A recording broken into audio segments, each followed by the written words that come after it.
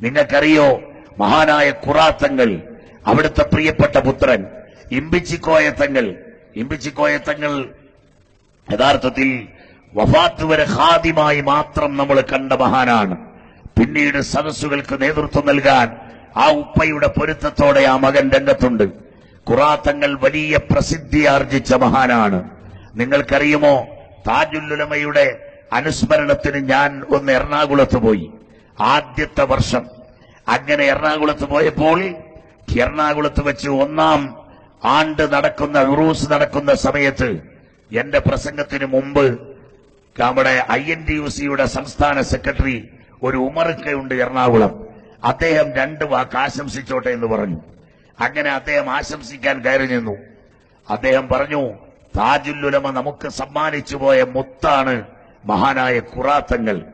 അദ്ദേഹത്തിന് പറയാനുള്ള എന്തായിരുന്നു എന്നറിയോ?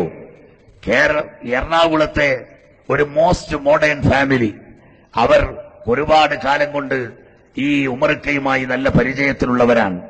അവർ പറഞ്ഞു, ഞങ്ങൾ ഒരുപാട് മരുന്നുകൾ പരിശോധിച്ചു, ഡോക്ടർമാരെ ഇനി കാണാൻ ബാക്കിയില്ല, ടെസ്റ്റ് ട്യൂബ് ശിശുവിന്റെ സാധ്യത വരെ തെരഞ്ഞു, പക്ഷേ ഞങ്ങൾക്ക് ഇതുവരെ സന്താന ഭാഗ്യമുണ്ടായില്ല. ഏതെങ്കിലും ഒരു മാർഗത്തിൽ ആരോടെങ്കിലും പറഞ്ഞതിന് മരുന്ന് വാങ്ങിത്തരണം. അപ്പോ ബഹുമാനപ്പെട്ട ഉമർക്ക പറഞ്ഞു, എനിക്ക് ഇതിന് പരിഹാരമൊന്നും പറയാൻ അറിയില്ല, പക്ഷെ എനിക്ക് നല്ല സ്നേഹമുള്ളൊരു തങ്ങളെ അറിയാം. ഖുറാത്തങ്ങൾ എന്നാണ് പേര്. എട്ടിക്കുളത്ത് എന്നാൽ നിങ്ങൾക്ക് കാണാം, അവിടെ സലാത്തിന് ചെന്നാൽ മതി എന്ന് പറഞ്ഞു.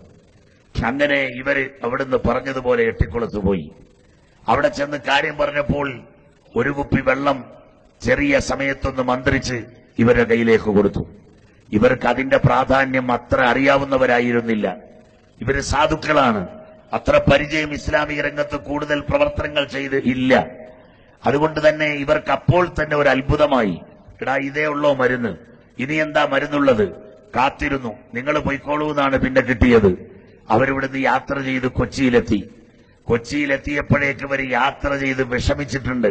ട്രെയിനിലും കാറിലുമൊക്കെ യാത്ര ചെയ്ത് വീട്ടിൽ ചെന്ന് കയറിയ ഉടനെ ഭർത്താവ് ചോദിച്ചു, അല്ലടി, ഈ ഒരു ബിസ്ലറി വാട്ടറിന് വേണ്ടിയാണോ ഇത്രയും കഷ്ടപ്പെട്ട് അവിടം വരെ പോയത്? അതിവിടെ കൊച്ചിയിൽ ഇഷ്ടം പോലെ കിട്ടുമായിരുന്നില്ലേ? പറയേണ്ട താമസം ഈ ഭാര്യ എന്ത് ചെയ്തു, ഞാൻ അവിടുന്ന് നിങ്ങളോട് ചോദിക്കണമെന്ന് വിചാരിച്ചാൽ ദാ കിടക്കുന്നു വെള്ളം എന്ന് പറഞ്ഞ് ഈ കുപ്പിവെള്ളം എടുത്ത് തൊട്ടു ഫ്രണ്ടിലെ തെങ്ങിന്റെ മൂട്ടിലേക്ക് വലിച്ചെറിഞ്ഞു കളഞ്ഞു. ഇവരുടെ ദൗർഭാഗ്യമെന്ന് പറയാം, ആ കുപ്പിയുടെ ടോപ്പ് തുറന്ന് വെള്ളം പോവുകയും ചെയ്തു.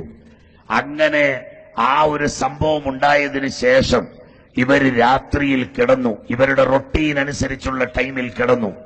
AC റൂമിലാണ് കിടന്നത്.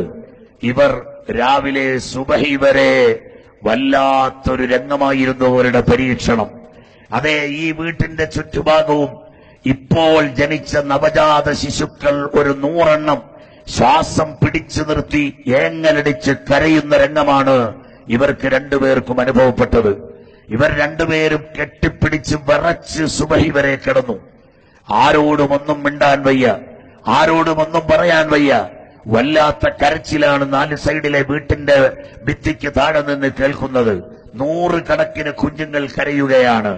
ഇവർ രാവിലെ തന്നെ പെട്ടെന്ന് ഉമർക്കൊക്കെ വിളിച്ചു, ഇങ്ങനെ ഒരു സംഭവമുണ്ടായി, ഞങ്ങളാകെ ബേജാറിലാണ്. അപ്പോൾ അവിടെ ചെന്നപ്പോ നിങ്ങൾക്ക് എന്താ തന്നത്? വെള്ളം. അതെടുത്ത് കളഞ്ഞു.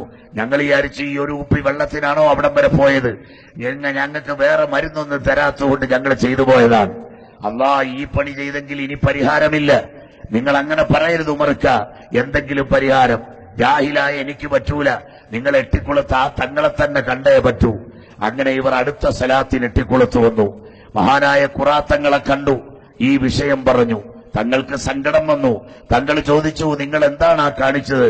എന്റെ ഉപ്പ എനിക്ക് ഇജാസത്ത് തന്ന ദിക്റുകൾ, അള്ളാഹുവിന്റെ വിശുദ്ധ ഖുർആനിന്റെ വചനങ്ങൾ, അതല്ലേ ഞാനതിൽ മന്ത്രിച്ചത്. എന്റെ അടുത്ത് നിങ്ങൾ പൊരുത്തം ചോദിച്ചിട്ട് കാര്യമില്ല. അള്ളാഹുവിനോട് കരഞ്ഞു ദുആയിരക്കുക. ശരി, നിങ്ങൾ പൊയ്ക്കോ, എന്തായാലും പശ്ചാത്താപം മനസ്സ് വന്നല്ലോ എന്ന് പറഞ്ഞ് ഖുറാത്തങ്ങൾ തിരിച്ചുവിടുമ്പോൾ, നില്ലുമോനെ, കുറച്ചുകൂടെ തിരിച്ചുവിടുമ്പോൾ, ആ മഹാനായ ഖുറാത്തങ്ങൾ തിരിച്ചുവിടുമ്പോൾ ഇവരാകപ്പാട് ബേജാറായി. പ്രിയപ്പെട്ട സഹോദരങ്ങളെ, അതാ അവിടുന്ന് അവർ ചോദിച്ചു, അള്ളാഹുവിനോട് കരഞ്ഞു ദ്വാരക്കാൻ പറഞ്ഞപ്പോ ഇവർക്കൊരു ചെറിയ സമാധാനമായി. ഇനിയിപ്പോ പടച്ചവനോട് അങ്ങനെ ദ്വാരന്നാ മതിയല്ലോ. അങ്ങനെ പോകാൻ നേരം ഇവര് പറഞ്ഞു, ഒരു കുപ്പി വെള്ളം ഒന്ന് മന്ത്രിച്ചതാ തങ്ങളെ. തങ്ങൾ പറഞ്ഞു, ഇപ്പൊ വേണ്ട, ഇനി പിന്നൊരു തവണ നമുക്കാകാം. യഥാർത്ഥത്തിൽ ആരാണ് ഖുറ തങ്ങളെന്ന് നിങ്ങൾക്കറിയാം. ഖുറ എന്ന പ്രദേശത്ത് ചെന്നാൽ തങ്ങളെ കാണാൻ ആഗ്രഹിച്ചു വന്നയാൾ ഒരു കുപ്പി വെള്ളം മന്ത്രിച്ചു കിട്ടിയില്ലല്ലോ എന്ന് വിഷണ്ണനായി പോകേണ്ടതില്ല. അവിടെ മന്ത്രിച്ച വെള്ളം ഹൗദിൽ റെഡിയാണ്. അങ്ങനത്തെ വിശാല മനസ്സുള്ള തങ്ങളാ പറഞ്ഞത്, ഇപ്പൊ ഇനി ഒരു കുപ്പി വെള്ളം നിങ്ങൾക്ക് വേണ്ട, അടുത്തൊരു തവണയാകാം. ഈ സംഭവം പറയുമ്പോ സദസ്സിലിരുന്നവർ കോരിത്തെറിച്ചുപോയി. പ്രിയപ്പെട്ടവരെ, ഇത്തരം സമ്പത്ത് ഇവിടെ വെച്ചുകൊണ്ടാണ് മഹാനായ താജുൽ ഉലമ പോയത്. ഞാൻ പറഞ്ഞത് കോട്ടകൊത്തളങ്ങൾ നിർമ്മിച്ച കോടിക്കണക്കിന് രൂപയുടെ ആസ്തികൾ അവർക്കുണ്ടാക്കണമെങ്കിൽ ഒരു വാക്കിന്റെ മാത്രം ചെലവഴിക്കൽ മതിയായിരുന്നു. അവരതിന്റെ പിറകെ പോയില്ല. മക്കളെ, ഈ സമുദായത്തെ മുഴുവൻ സംരക്ഷിച്ച് ഈമാനിക രംഗത്ത് നിർത്തിയ മഹാ നേതൃത്വമായിരുന്നു മഹാനായ ശൈഖുനാ താജുൽ ഉലമ.